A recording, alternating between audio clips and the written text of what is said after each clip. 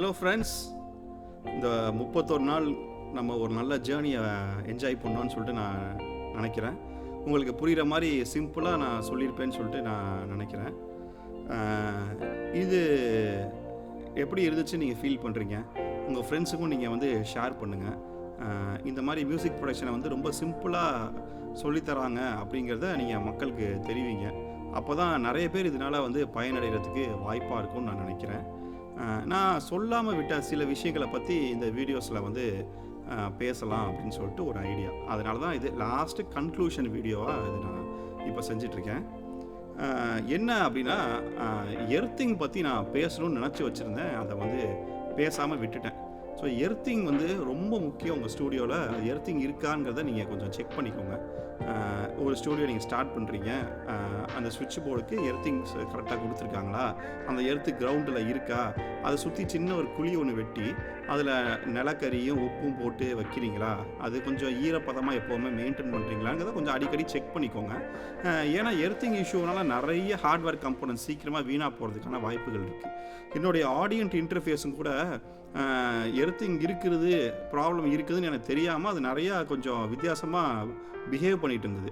நான் என்ன பண்ணினேன்னா, என்னுடைய இன்டர்ஃபேஸை ஏதோ ப்ராப்ளமாக இருக்கும் போல், ரிப்பேராக இருக்கும் போலன்னு சொல்லிட்டு நான் இந்த இன்வென்ட்ரி அப்படின்னு சொல்லிட்டு சென்னையில் அவங்களுடைய ஆத்தரைஸ்டு டீலர் இருப்பாங்க, அவங்களுக்கு அமுச்சு வச்சுட்டேன்.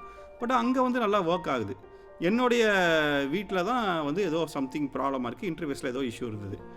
அதுக்கப்புறம் தான் நான் கண்டுபிடிச்சேன், என்னுடைய சுவிட்ச் போர்டில் எர்த்திங்கில் ப்ராப்ளம் இருந்திருக்கு. அதுக்கப்புறம் நான் எர்த்திங்குக்கு எலக்ட்ரிஷியனை கூப்பிட்டு வச்சு சரி பண்ணிட்டேன். இப்போ அந்த பிரச்சனை எதுவுமே என்னுடைய இன்டர்ஃபேஸில் வரதில்லை. ஹார்ட் டிஸ்கோட ஃபெயிலியர் ஆகிறது, சிஸ்டமில் நிறைய காம்போனன்ட்ஸ் ஃபெயிலியர் ஆகிறது, எல்லாமே எர்த்திங்கால் நடக்கிறதுக்கு வாய்ப்பு அதிகமாக இருக்குது. ஸோ எர்த்திங் என்ன பண்ணுங்கன்னா, கொஞ்சம் செக் பண்ணிக்கோங்க ஃப்ரீக்வெண்ட்டாக. அடுத்து நான் சொல்லணும்னு நினச்சி மறந்த விஷயம் டீஃப்ராக்மெண்டேஷன். டீஃப்ராக்மெண்டேஷன் அப்படின்னா என்ன அப்படின்னா, இப்போது உதாரணத்துக்கு உங்களுடைய ஒரு டேட்டா இருக்குதுன்னு வச்சுக்கோங்களேன். அது ஒரு மைக்ரோசாஃப்ட் வேர்டுன்னு வச்சுக்கோங்க, ஒரு எக்ஸல்னு வச்சுக்கோங்களேன். அந்த எக்ஸல் உங்களுடைய ஹார்ட் டிஸ்கில் எப்படி ஸ்டோர் ஆகும் அப்படின்னா, ஹார்ட் டிஸ்கில் சின்ன சின்ன மெமரி பிளாக்ஸாக நிறையா இருக்கும். அந்த மெமரி பிளாக்ஸ் என்னத்தை மீன் பண்ணுன்னா, ஒவ்வொன்றும் ஒரு டேட்டாவை அது கேரி பண்ணியிருக்கும். இப்போது ஃபார் எக்ஸாம்பிள் ஒரு எக்ஸல் ஷீட் நீங்கள் வச்சுருக்கீங்கன்னு வச்சுக்கோங்களேன். அந்த எக்ஸல் ஷீட்டு நம்மளுடைய ஹார்ட் டிஸ்கில் போய் எப்படி அலோகேட் ஆகும் அப்படின்னா, நம்பர் 1லேருந்து நம்பர் 100 வரைக்கும் உங்களுக்கு மெமரி பிளாக்ஸ் இருக்குதுன்னு ஃபார் எக்ஸாம்பிள் வச்சுக்கோங்க. நம்பர் 5ல் போயிட்டு எக்ஸல் ஷீட்டு உட்காந்துட்டு ஒரு பார்ட் மட்டும்தான் உட்காந்துட்டு அந்த 5ஓட எண்டில் பார்த்தீங்கன்னா ஒரு சின்ன டேக் போட்டிருக்கும்.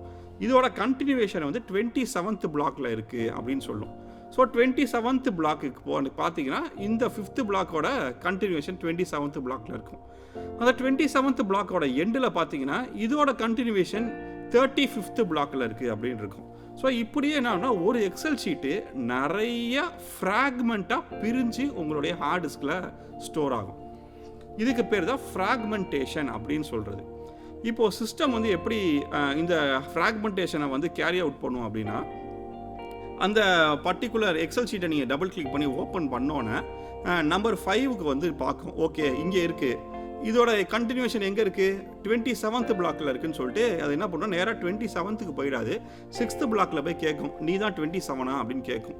இல்லை அப்படின்னு சொல்லும். 7th பிளாக்கில் போய் கேட்கும், நீ தான் 27 கேட்கும். இல்லை இப்படியே ஒவ்வொரு பிளாக்காக கேட்டுட்டு 27th பிளாக் வந்தோன்னா, ஆமாம் நான் தான் 27 அப்படின்னா அந்த எக்ஸல் ஷீட்டோட இந்த கம்பைன் பண்ணிக்கிட்டு ஓப்பன் பண்ண ட்ரை பண்ணும். அடுத்தது என்ன ஆகும்னா, 27th பிளாக்கில் எண்டில் 35th பிளாக்கில் கண்டினியூஷன் இருக்கும்.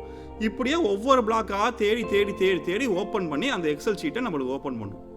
ஆனால் நமக்கு பார்க்கும்போது இது ஃபியூ மில்லி செகண்ட்ஸில் ஓப்பன் ஆன மாதிரி இருக்கும். ஆனால் கம்ப்யூட்டரோட ப்ராசஸிங் இப்படி தான் நடக்கும். இப்போ நான் பேசுகிறது எக்ஸல் ஷீட்டுக்கு சில ஃபியூ கேபிஸில் இருக்குது.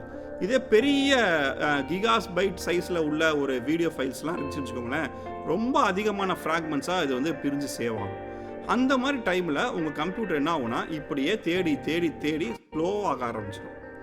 இப்போது உங்கள் கம்ப்யூட்டரில் ஒரு ஆப்ஷன் இருக்குது, பிசியில் டீஃப்ராக்மெண்டேஷன் அப்படின்னு ஒரு ஆப்ஷன் இருக்குது. ஃப்ராக்மெண்டேஷன்னா நிறைய பாகங்களாக பிரிக்கிறது, டீஃப்ராக்மெண்டேஷனா பிரிஞ்ச பாகங்கள் எல்லாத்தையும் சேர்க்கிறது. இப்போது டீஃப்ராக்மெண்டேஷன் அட்லீஸ்ட் மந்த்லி ஒன்ஸ் நீங்கள் என்ன பண்ணுங்கன்னா, உங்களுடைய ஹார்ட் டிஸ்க்கு எக்ஸிக்யூட் பண்ணுங்கள். எக்ஸிக்யூட் பண்ணும்போது என்ன ஆகும் அப்படின்னா, பிரிஞ்சு இருக்கிற ஒவ்வொரு பிளாக்ஸையும் கண்டினியூஸ் பிளாக்ஸாக கொண்டு உங்களுடைய சிஸ்டம் அரேஞ்ச் பண்ண ஆரம்பிச்சிடும். ஸோ 2க்கு அப்புறம் என்ன ஆகும்னா கீழே ஒரு சின்ன டேக் போட்டு இதோட என்ட்ரி இதோட கண்டினியூஷன் 3ல் இருக்குன்னு சொல்லிட்டு 3ல் இருக்கும். அதில் ஒரு சின்ன டேக் போட்டு கண்டினியூஷன் 4ல் இருக்குன்னு சொல்லிட்டு எல்லா ஃபைல்ஸையும் அரேஞ்ச் பண்ணி ஃப்ராக்மெண்டேஷன் எதுவுமே இல்லாமல் டீஃப்ராக்மெண்ட் பண்ணி எல்லாத்தையும் லீனியராக அரேஞ்ச் பண்ணிடும். ஸோ அப்படி அரேஞ்ச் பண்ணுறதுனால உங்கள் பிசி என்ன ஆகும்னா ஃபாஸ்ட்டாக ரெஸ்பாண்ட் பண்ண ஆரம்பிக்கும். இது ஒரு முக்கியமான விஷயம், நான் சொல்ல விட்டுட்டேன். இதை நீங்கள் கண்டிப்பாக மந்த்லி ஒன்ஸ் இல்லைனா 2 மந்த்ஸுக்கு ஒன்ஸ் உங்களுடைய இதை வந்து ஃபாலோ பண்ணுங்கள், டீஃப்ராக்மெண்ட் பண்ணுங்கள். அடுத்து இன்னொரு முக்கியமான விஷயம், நம்மளால் இந்த செட்டப்பை வச்சுக்கிட்டு மியூசிக் பண்ண முடியுமா அப்படின்னு உங்களுக்கு அநேகருக்கு பல கேள்விகள் இருக்கும். இப்போ நிறைய சொல்லிட்டோம், ஸ்டூடியோ மானிட்டர் பற்றி பேசணும், அக்கௌஸ்டிக்ஸை பற்றி பேசணும். இப்போ நீங்கள் இருக்கிற ரூம் அக்கௌஸ்டிக் பண்ணாத ரூமாக இருக்கலாம், உங்கள்கிட்ட ஒரு சரியான ஆடியோ இன்டர்ஃபேஸ் இல்லாமல் இருக்கலாம், இல்லைனா உங்கள்கிட்ட நல்ல ஸ்டூடியோ மானிட்டர் இல்லாமல் சும்மா நார்மலான ஹெட்ஃபோன்ஸ் நீங்கள் வச்சுருக்கலாம். ஸோ இப்போ இவ்வளோத்தையும் நான் இன்வெஸ்ட் பண்ணணுமா, இதெல்லாம் கண்டிப்பாக வேணுமா அப்படிங்கிற எண்ணங்கள் உங்களுக்கு இருக்கும். இப்போ அதுக்கு நான் ஒரு சின்ன ஈஸியான வே சொல்கிறேன். நீங்கள் என்ன பண்ணுவீங்க அப்படின்னா, ஒரு இஎம்ஐ பிளான் எடுத்துகிட்டு எல்லாத்தையும் வாங்கி போட்டுடலாம் அப்படின்னு சொல்லிட்டு நீங்கள் பிளான் பண்ணியிருப்பீங்க. தயவுசெய்து இஎம்ஐ பிளான் மட்டும் எடுக்காதீங்க. எடுக்காமல் என்ன பண்ணிக்கோங்கன்னா, உங்களால் என்ன அமௌண்ட்டு வந்து இன்வெஸ்ட் பண்ண முடியுமோ அதை யூஸ்டு ப்ராடக்ட், கொஞ்சம் நல்ல கண்டிஷனில் இருக்க ப்ராடக்டாக பார்த்து இன்வெஸ்ட் பண்ணுங்கள். ஸ்டார்டிங் ஃபேஸில் used product is very good. நீங்கள் வந்து அதில் நிறைய விஷயத்த லேர்ன் பண்ணிக்கலாம். லேர்ன் பண்ணிவிட்டு உங்களுக்குன்னு ஒரு லாங் டேர்ம் ரன்னுக்கு ஒரு மானிட்டர்ஸோ இன்டர்ஃபேஸோ நீங்கள் வாங்குறீங்கன்னா அதை காசு சேர்த்து வச்சு என்ன பண்ணிக்கோங்கன்னா, நல்ல இன்வெஸ்ட்மெண்ட் போட்டு நல்ல மானிட்டர்ஸ் வாங்கிக்கோங்க. அதுக்கு முன்னாடி இந்த ஸ்டூடியோ என்வாயர்மெண்ட்டில் உங்களுக்கு ஏதாவது வருமானம் வருதாங்கிறத நீங்கள் பார்த்துக்கிட்டிங்கன்னா, அந்த வருமானத்தை வச்சு நீங்கள் என்ன பண்ணிக்கோங்கன்னா அடுத்த அப்கிரேடேஷன் பண்ணிக்கோங்க. இப்போ என்னுடைய ஸ்டூடியோஸில் நான் அப்படி தான் பண்ணிக்கிட்டு வரேன். ஃபஸ்ட்டு ஃபோக்கஸ் லைட் வச்சுருந்தேன், அதில் வச்சு கொஞ்சம் மியூசிக் பண்ணி அதில் ஒரு சின்ன வருமானம் வந்துச்சு. அதை வச்சுட்டு ஃபோக்கஸ் லைட்டெல்லாம் சேல் பண்ணிவிட்டு அந்த வருமானத்தையும் சேர்த்து நான் இப்போ என்ன பண்ணேன்னா கேலி ஆடியோ LPS6, ஆடியன்ட் ID4 இந்த மாதிரி டிவைசஸ்லாம் வாங்கி போட்டிருக்கேன். ஸோ வாங்குறதுக்கு முன்னால் ஒரு ப்ரேயர் பண்ணுங்கள், ஆண்டவர்கிட்ட கேளுங்க, ஆண்டவர் இதை நான் வாங்கட்டுமா, இது எனக்கு பயனுள்ளதாக இருக்குமா அப்படிங்கிறத கேளுங்க. கண்டிப்பாக ஆண்டவர் உங்களுக்கு பதில் கொடுப்பார். அது கிடைக்கிறதுக்கான ஆப்ஷன்ஸும் நிறையா இருக்குது. அமேசானில் பார்த்தீங்கன்னா நிறையா ஃபெஸ்டிவல் ஆஃபர்ஸ் போடுவாங்க, ஃப்ளிப்கார்ட்டில் இல்லை அப்ராடில் வந்து கொஞ்சம் சீப்பாக கிடச்சா கூட உங்கள் ஃப்ரெண்ட்ஸ் யாராக இருந்தால் நீங்கள் வாங்கிட்டு வர சொல்லலாம். அந்த மாதிரி உங்களால் எவ்வளோ சீப்பாக வாங்க முடியுமோ நல்ல குவாலிட்டியான இதை வந்து வாங்கிக்கலாம். நம்ம அதுக்கு முன்னாடி யூஸ்டு ப்ராடக்ட்ஸ் போகிறது ரொம்ப நல்லது. சில பேர் வந்து என்ன பண்ணுவாங்கன்னா, ஸ்டூடியோவை வந்து வைண்ட் அப் பண்ணிவிட்டு வேறு ஏதாவது பிஸ்னஸ் ஆரம்பிப்பாங்க. ஸோ அப்போ இருக்கிறதெல்லாம் ரொம்ப சீப்பாக கொடுக்க ட்ரை பண்ணுவாங்க. அந்த மாதிரி இதை வந்து நீங்கள் மார்க்கெட் பிளேஸில் பார்க்கலாம், இல்லை OLXில் பார்க்கலாம். இந்த மாதிரி விஷயத்தை நீங்கள் வந்து கொஞ்சம் நேரில் போய் பார்த்து கொஞ்சம் ஸ்டடி பண்ணி நல்ல கண்டிஷனில் இருக்குங்கிறத நீங்கள் ஃபைண்ட் அவுட் பண்ணிவிட்டு நீங்கள் என்ன பண்ணிக்கலாம்னா பர்ச்சேஸ் பண்ணிக்கலாம். யூஸ்டு ப்ராடக்ட்ஸ் ரொம்ப ஹெல்ப்ஃபுல்லாக இருக்கும் உங்களுக்கு. இஎம்ஐ போடுறதுல நம்மளுக்கு நிறைய பிரச்சனைகள் இருக்குது. இஎம்ஐ போட்டு ஸ்டூடியோ மானிட்டர்ஸோ இல்லை ஒரு பிசியோ மேக்கோ எதுவும் வாங்க வேணாம். ஸ்டார்டிங்கில் வந்து உங்கள்கிட்ட என்ன இருக்கோ திரும்ப நம்ம அதை தான் சொல்லிக்கிட்டு இருக்கோம் இந்த கோர்ஸ் முழுசாக. உங்கள்கிட்ட என்ன இருக்கோ அதை வச்சு ஃபஸ்ட்டு மியூசிக் பண்ண ஆரம்பிக்கலாம். அதில் ஒரு வருமானத்தை நம்ம வர வச்சுட்டு அந்த வருமானத்தை என்ன பண்ணிக்கலாம்னா அடுத்த இன்டர்ஃபேஸோ அடுத்த மானிட்டர்ஸோ வாங்குறதுக்கு வசதியாக இருக்கும். ஸோ அந்த மாதிரி இருக்கிறத நீங்கள் ஃபஸ்ட்டு ரொட்டேட் பண்ண ஆரம்பிங்க. ரொட்டேட் பண்ணதுக்கப்புறம் நம்மளுக்கு ஸ்டார்டிங்காக ஒரு இன்கம் வந்து வர ஆரம்பிச்சிடும். ஸோ என் லைஃப்பில் நான் வந்து இந்த மாதிரி தான் ஒரு விஷயம் வாங்குறதுக்கு முன்னாடி நிறைய யோசனை பண்ணி இதை வாங்கலாமா வேணாமா, இது ஏற்கனவே வாங்கியிருக்கா, ரிவ்யூஸ் எப்படி இருக்குது அப்படிங்கிறத இன்டர்நெட்டில் படித்து பார்த்துட்டு, இல்லை ஏற்கனவே என் ஃப்ரெண்ட்ஸ் யாராச்சும் இது வச்சுருக்காங்களா அங்கே போய் நான் ஒரு டெஸ்ட் பண்ணி பார்த்துட்டு ரொம்ப யோசித்து தான் ஒரு விஷயத்தில் இன்வெஸ்ட் பண்ணுறது. நீங்களும் இன்வெஸ்ட் பண்ணுறதுக்கு முன்னாடி ரொம்ப யோசிங்க. ஏதோ எடுத்தோம் கவுத்தோன்னு சொல்லிவிட்டு ஒரு மானிட்டர்ஸோ இல்லை வந்து ஒரு பெரிய பட்ஜெட்டில் உள்ள ஸ்பீக்கர்ஸ் இல்லைனா இன்டர்ஃபேஸஸ் வாங்குறதுக்கு முன்னாடி நிறைய யோசிங்க, இது உண்மையிலுமே உங்களுக்கு வேணுமா. ஃபார் எக்ஸாம்பிள் பார்த்தீங்கன்னா, இப்போ இன்டர்ஃபேஸஸ் ஆடியோ இன்டர்ஃபேஸ் வந்து பார்த்தீங்கன்னா உங்களுக்கு எத்தனை இன்புட் தேவையோ அத்தனை இன்புட்டுக்கு தான் வாங்கணும்னு சொல்லணும். நீங்கள் கொஞ்சம் பரவாயில்ல சீப்பாக கிடைக்குது அப்படின்னு சொல்லிட்டு ஒரு 30,000க்கு நான் ஒரு ஆடியோ இன்டர்ஃபேஸ் எனக்கு கிடைக்கிது, ஆனால் அதோட ஒரிஜினல் விலை பார்த்தீங்கன்னா 60,000 ரூபா.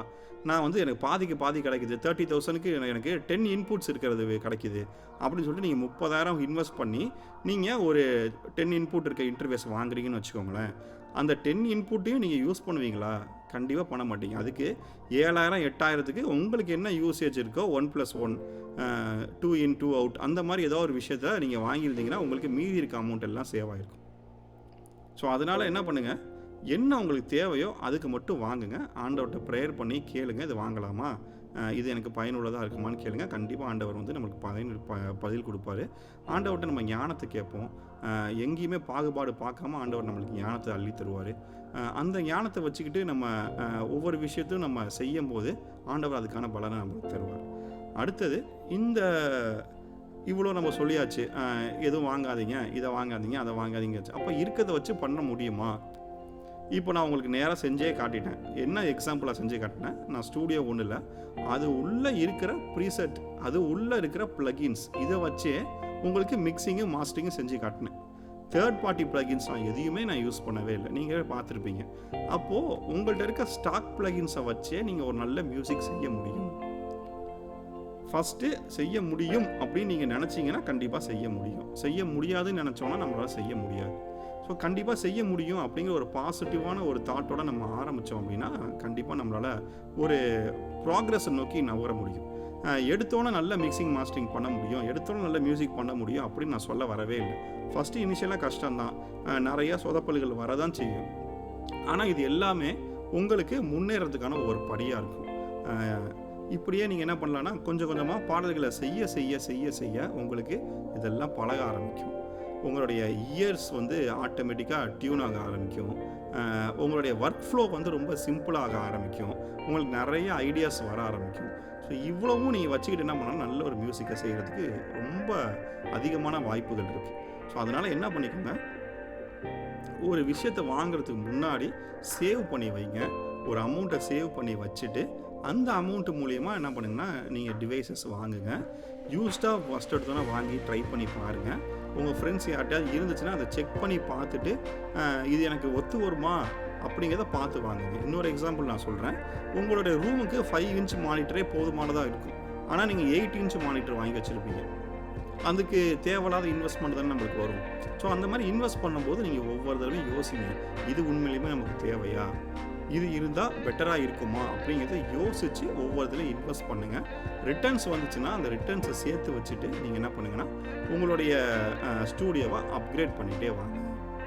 ஓகேவா? இன்னொரு விஷயம், முக்கியமான விஷயம் சொல்ல வேண்டியது என்னென்னா, நீங்கள் மியூசிக் ப்ரொடக்ஷனில் இப்போ 3 ஃபேஸ் படித்தோம். ரெக்கார்டிங், மிக்சிங், மாஸ்டரிங் 3 ஃபேஸ் படித்தோம்.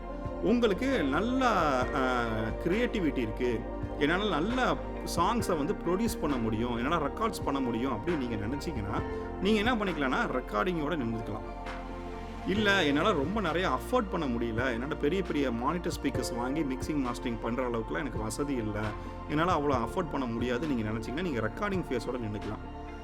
என்னால் அக்கௌஸ்டிக் பண்ணாத ரூம் தான் வச்சுருக்கேன், இப்போதைக்கு என்னால் அக்கௌஸ்டிக் பண்ண முடியாது, நான் ஒரு வாடகை வீட்டில் தான் நான் இருக்கிறேன், அக்கௌஸ்டிக் வந்து அவங்களோட பெர்மிஷன் எல்லாம் பண்ண முடியாது அப்படிங்கிற மாதிரி சிச்சுவேஷன்ஸ் இருக்கும் போதெல்லாம் நீங்கள் ரெக்கார்டிங் ஃபேஸோடு நின்றுக்கிட்டு மிக்சிங் மாஸ்டரிங்க்கு வெளியே கொடுத்துடலாம். சில பேருக்கு ரெக்கார்டிங்கை விட மிக்சிங் மாஸ்டரிங் நல்லா வருதுன்னு அப்படின்னு நீங்கள் நினச்சிங்கன்னா நீங்கள் அதுக்கான இன்வெஸ்ட்மெண்ட்டை மட்டும் பார்த்துட்டு ரெக்கார்டிங் யாரெல்லாம் பண்ணுறாங்களோ அவங்க கூட கொலாபரேட் பண்ணலாம். இப்போ நானும் மேத்யூவும் அப்படி தான் பண்ணிகிட்ருக்கோம். அவர் வந்து ஃபுல்லாகவும் ரெக்கார்ட் பண்ணிவிடுவார் அவர் ஸ்டூடியோவில், நான் மிக்சிங் மாஸ்டரிங் பண்ணுறேன். ஸோ அந்த கொலாபரேஷன் யாராச்சும் ஒருத்தர் நம்ம பண்ண ஆரம்பித்தோம் அப்படின்னா உங்களுக்கு ஒரு ஒர்க்கை வந்து ஸ்ப்ளிட் ஆகும்.